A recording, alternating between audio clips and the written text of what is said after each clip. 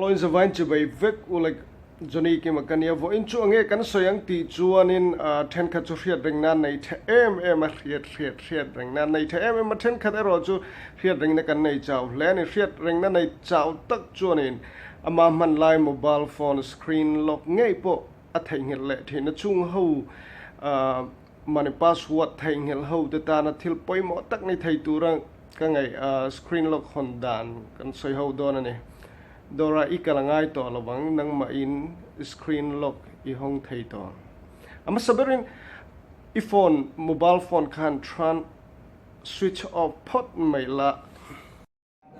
password ka meta adik law ne adik law ko hong thei lo ti ngai na ka khalawa Dora ka kalpui mai thina ma chonin ma se Dora kalpui ngai lovin engtin nge ti dan ti chonin power hi kan off masapot ang helai power off na hi ihmetanga power off ti ron lang hi ihmet lenga chon power off tikhan mobile chu thita mobile thi fel nuwa power in off fel nuwa chon hami power off on off nana ihman mi le helai volume up and down le helai lai mi hi metang masa helai volume up and down a hianin up chau hi metanga chonin power on off hi met bokanga chonin a lai mi hi metal bokang tikhan voi khata rualin apathum hianin metang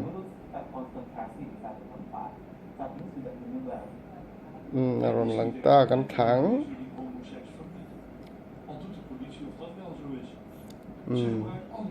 Ti chuan hei helai mi hi ti hian a ron lang ta nge reboot system now ti ron lang boka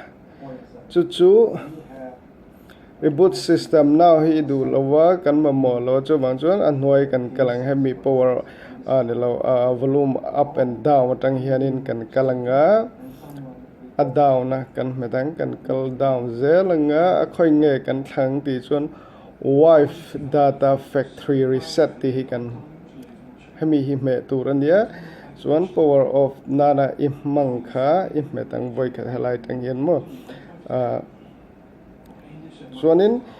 thil dang aron lang le hei mong hianin thil dang ron lang le ikal chuk thazel nga no yes delete all user data ne masami kan ti don chun kan phone chung kan thil da that zong bovek do na ma se bovek ma sala iphone ain lokal tawanga ti tol sia chu wang chuan in select kan medleng helai tang hian in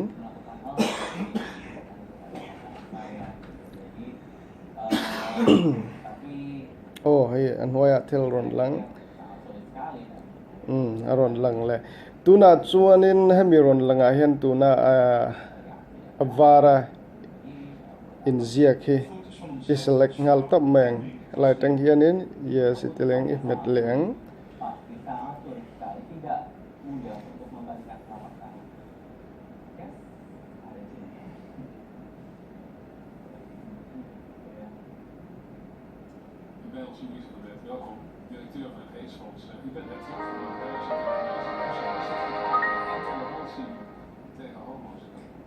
Ja, dat is echt heel snel gegaan.